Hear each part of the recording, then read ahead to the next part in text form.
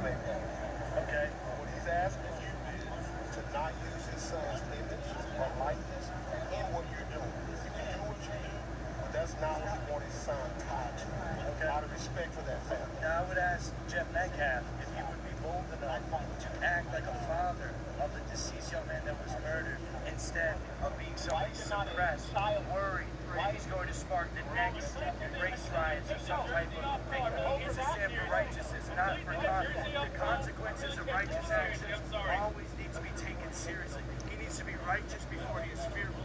He's acting out of fear, not out of righteousness. He should have been on the top of the bus today. He should have been standing shoulder to shoulder with me. No, I'm not. I'm a father. Okay. Amen. I'm a father. As a father, there is this thing called grief. So let me tell you what's going on in his house. He's getting swatted. His only other son. Who's swatting him? Which community? No, we don't know the community, but it's happening. That's on the police to find. Secondly, he has a son who's a twin. His son died in his arms. So that means he needs to navigate that. Then his son, his only son, is getting death threats. So as a father, his hands is full.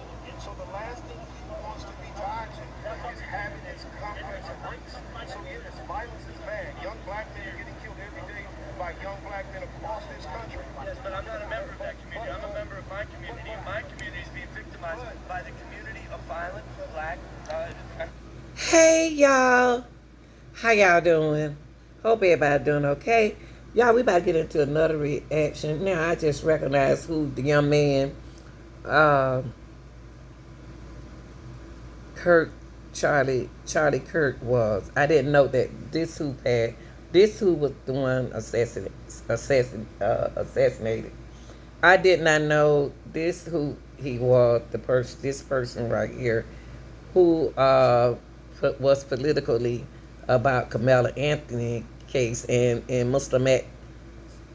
Austin Metcalf's father didn't want violence, when it came down to his son. He just wanted justice. I remember this leader right here, who mainly protects Caucasian Americans. But anyway, I want to give my condolences out to his family. Pastor Charlie Kirk faced a death threat, and he was never afraid of speaking out.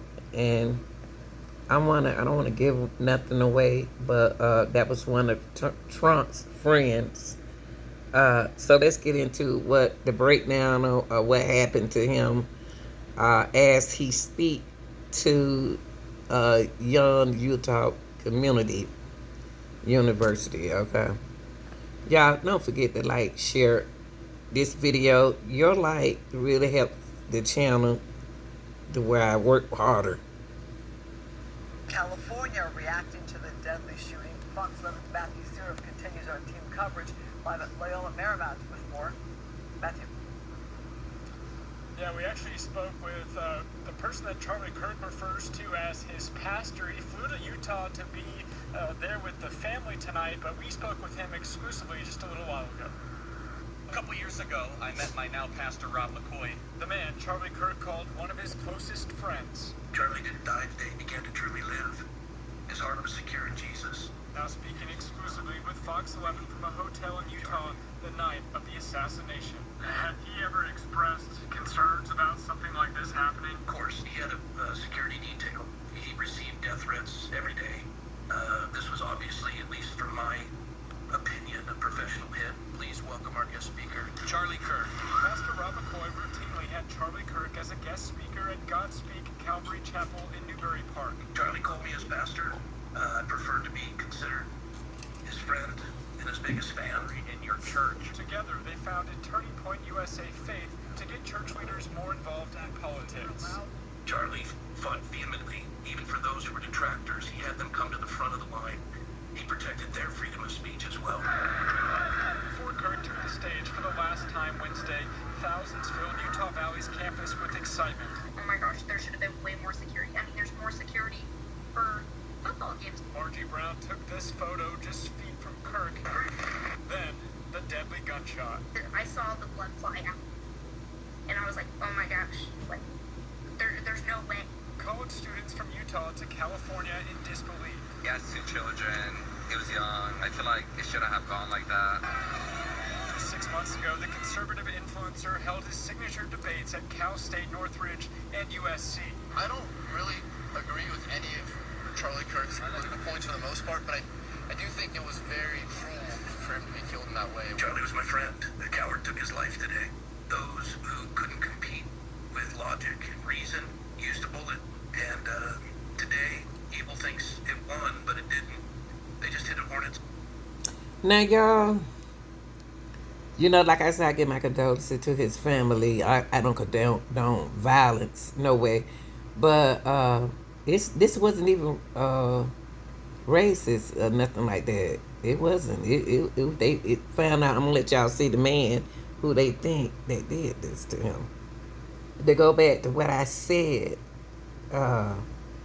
this wasn't a black guy did this, so let's not even be politically on that side like that. It was this man right here that has a problem with him. It's, you know, so here they go post. We are asking for the public help identifying this person of interest in connection with the fatal shooting of Charlie Kirk at Utah Valley University. Now, to be honest with you, in order for allegedly this happening, is this person had to know that he was going to be there to speak. You know what I mean? It's not only it's a lot of people didn't care about Charlie Kirk, but it's the main thing, y'all, not being assassinated in the public like that. Come on now, not like that. I didn't know, we don't need to do it like that. You know. So yeah, so this guy right here, anybody recognize this guy right here? Just get in touch with the FBI government of Utah about the Utah shooting. Could have been a student, we don't know. Our own correspondents, things are tightening around the man who they think is the assassin. They are trying to catch him for killing conservative icon Charlie Kirk at a college event in Utah yesterday. It's not still been 24 hours, and the FBI is moving quickly now with some details and evidence that they've picked up in the last hour or so. And it's revealing this morning that images of the shooter exist, and you can see those images on your screen right now. If anyone has any information on this person of interest, please contact the FBI. 1-800-CALL-FBI, and we'll get that up on all of our social platforms immediately. Authorities are saying they have been able to track the suspect's movements and have recovered the high-power rifle officials say they used in the attack. The FBI is confident it will be able to catch this person.